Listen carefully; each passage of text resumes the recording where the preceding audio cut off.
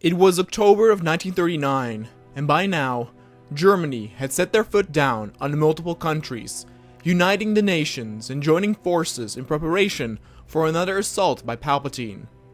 But the Galactic Emperor was occupied in Mexico at the moment. Things moved fast and against the Mexicans' favor.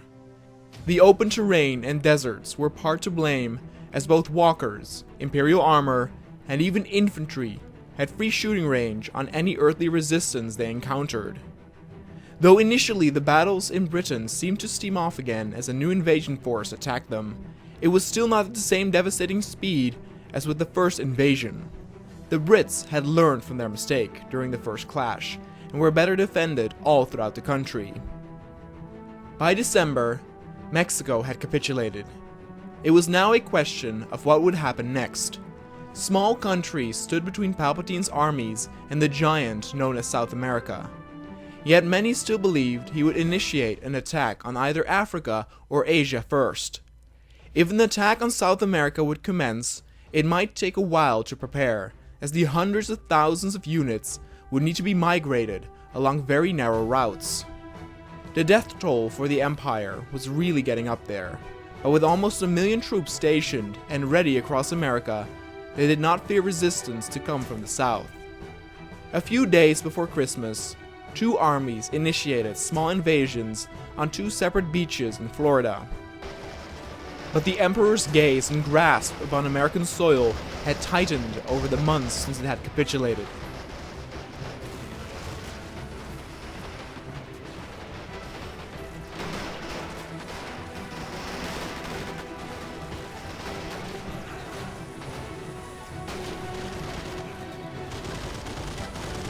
Bunkers at the coast had been fortified, and rapid blaster gun nests were sprawled all throughout. Artillery fired upon the troops from various countries who desperately tried to reignite the fight for the US.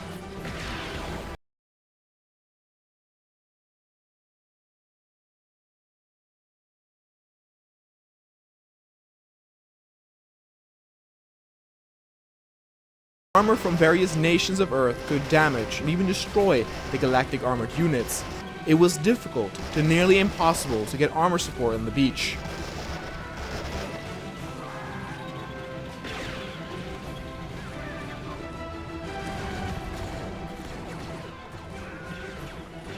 Their ships would assist with bombardments on the shore and further land inward, but they were harassed from the skies by deadly TIE fighters. The coastal invasions eventually led to devastation. The men of Earth paid in dear blood and realized that maybe the US was forever lost. They could not afford another failure like this. Despite the people fearing for the well-being of small nations like Guatemala and Honduras, Palpatine seemed to be patient. In the first week of January 1940, nothing had happened yet. This boosted the fear that he might unleash an assault on earlier mentioned Africa, Asia, or a different angle into Europe. But eventually Palpatine greenlit the crossing of the border and Guatemala got overwhelmed. Then the disturbing news arrived that China had capitulated in the Sino-Japanese War that had fired off before the galactic invasion by Emperor Palpatine. Japan stood victorious, and in a move similar to that of Germany, it tried and continued to strengthen its grip over Asia as preparations to counter the stormtroopers and droids were they to invade their nation. By February, the next small nation on Palpatine's conquest fell, much to everybody's expectation. Britain by now had successfully cornered the second invasion force and was confident to rid themselves of this situation in the next few weeks. Vichy France, the nation standing beside the German government, was given reports of rebels who vowed to fight for the principles of the Free French. Indeed, they saw Palpatine as an enemy too, but they wanted to fight him along other nations and not for one in particular. It was the increasing dominance of Japan being similar to that of Germany that fueled this rebellion. Then by the end of February, Palpatine did indeed surprise a lot of nations by attacking a new country. But it was no country in South America, nor was it in Africa or Central Europe. It was the Soviet Union, Mother Russia herself, that was chosen as their next target. But Russia had withstood invasions again and again, all throughout time, and had not been crushed once. It was not planning on being defeated this time either.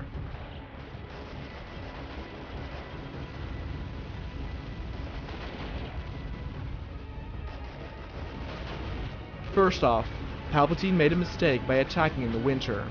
There are very few who can survive the harsh Russian winters other than the Russians themselves. For the Russian soldiers who came all the way from the north, it was even considered fair weather.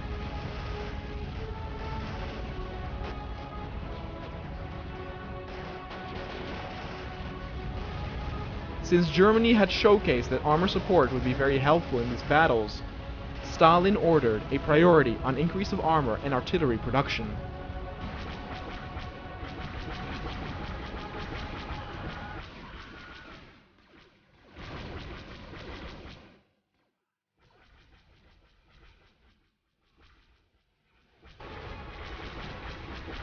Though the Soviet government also knew that infantry itself could not do much against the Galactic invaders, as most of the battles would be decided by which armor units would stand upright at the end, they still demanded hundreds of thousands of Soviet infantry to accompany the assault. Many died during charges that did not achieve anything. Their angle of invasion also had a similar mistake as with the German one. The armies of the Soviet Union became quick to realize that the enemy could be cornered and pushed back into the sea. Some would be evacuated in their shuttles, but many would be crushed under the boot of the Red Army. The initial battles against the Soviets were disastrous for Palpatine's forces, and they suffered almost 50,000 losses in a matter of days. By the second half of April, the Galactic forces were all but evaporated. Britain still could not manage to control the situation within their country. London had been retaken by a surprise attack, but as soon as the Galactic forces tried to expand, they were halted by the Allied forces. With the invasion of the Soviet Union turning out to be a disaster, Palpatine continued his way down along Nicaragua towards the larger countries of South America to claim as his trophy. By summer of 1940, the invading forces in the Soviet Union territory were virtually destroyed. Palpatine was outraged. To suffer such a defeat once more after the initial beating with Germany, he wanted the one responsible for this invading army dead. The one leading the invasion was General Gunray. He was acquainted with Palpatine since some of his first conquests a long time ago, but Palpatine only used him as a puppet. The Emperor set up a trap for him as he declared a meeting to be held to discuss Gunray's next invasion plans. But instead, Palpatine sent in a servant of him who dealt with Gunray in a more drastic matter. Not too long from now, the war would meet at the border of Colombia. And as Colombia's eyes and bayonets were fixed to the northwest, awaiting the Galactic invaders, neighboring Venezuela attacked them. They mimicked the behavioral pattern of Germany and Japan. They wanted a strengthened nation under one banner to face the enemy. But this was a foolish thought, as all they would get out of this war was a destroyed nation with tired soldiers. By November of 1940, news came out that Palpatine had not initiated the deployment of a huge amount of reinforcements.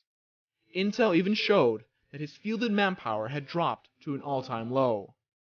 This gave some hope, though many believed it to be short-lived, as they knew that South America could probably not hold.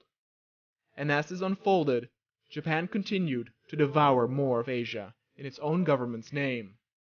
A combined Venezuela and Colombia still awaited Palpatine's move, who remained patient.